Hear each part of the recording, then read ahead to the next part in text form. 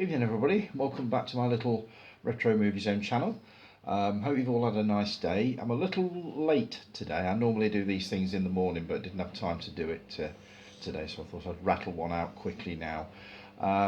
What have I been watching this week? I don't often watch movies more than once. In fact, it is very rare unless it's an old classic that I've seen hundreds of times, and I don't mind watching those, but new ones I tend to watch just once. But for some strange reason, I revisited this one this week, Coco de Coco Da. Not really sure why. I think I wanted to see whether it would make any more sense to me than it did the first time round, and the answer is no, it didn't. I loved it just as much the second time round. It still makes absolutely no sense. It's very watchable.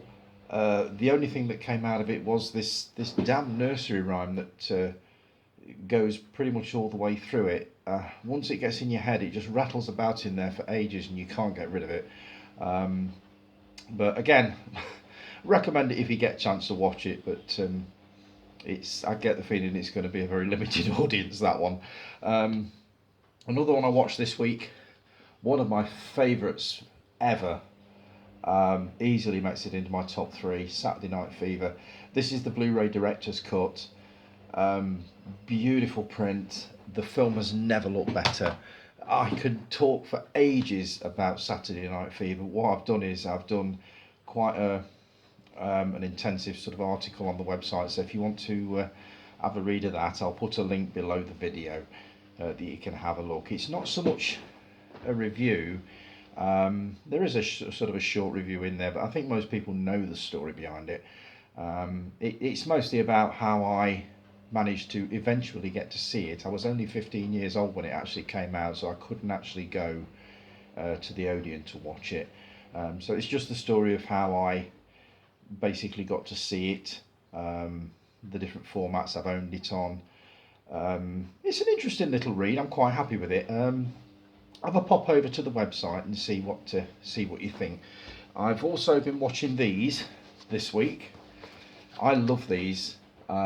As anybody who knows me will tell you, these old 1930s, 40s cinema serials that they used to show on a Saturday mornings.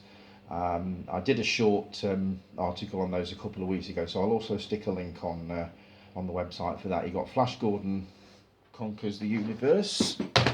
You got Space Soldiers, which is another one, and also Flash Gordon's Trip to Mars. All of them are excellent. Obviously the special effects are nothing like you would get nowadays. These things are 70, 80, sometimes 90 years old, but they've got a real charm to them, and I love them.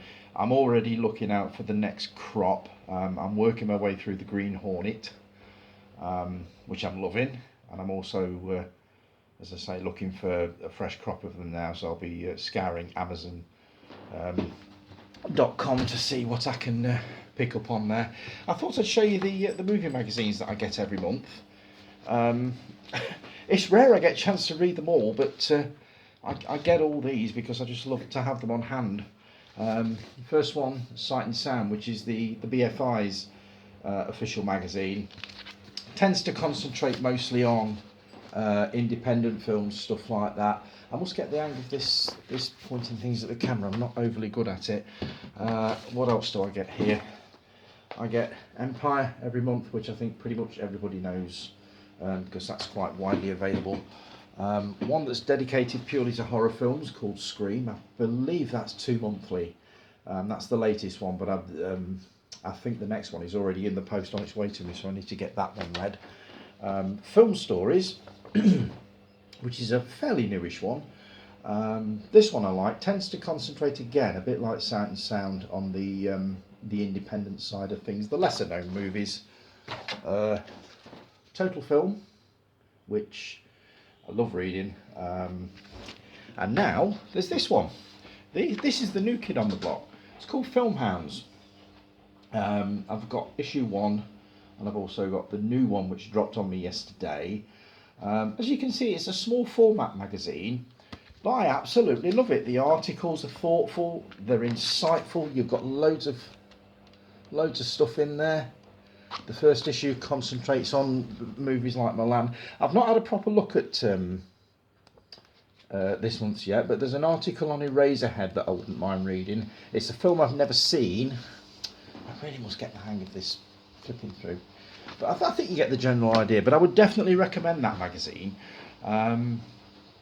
It's just a nice, it's a handy size for taking to work as well.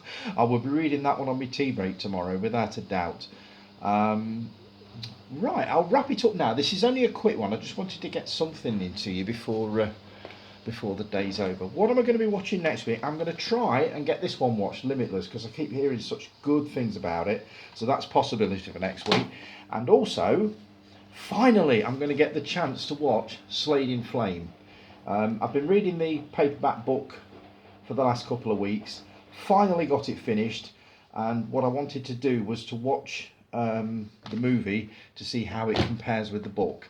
So I'm going to be watching that next week, and I'll drop a review of that on the website when it's done. The other one I watched this week, very, very quickly, is Judy. Renée Zellweger as Judy Garland. Highly, totally, thoroughly recommended. She absolutely inhabits that part. She's absolutely marvellous in it. It concentrates mostly on her final years, actually the final tour that she did in London.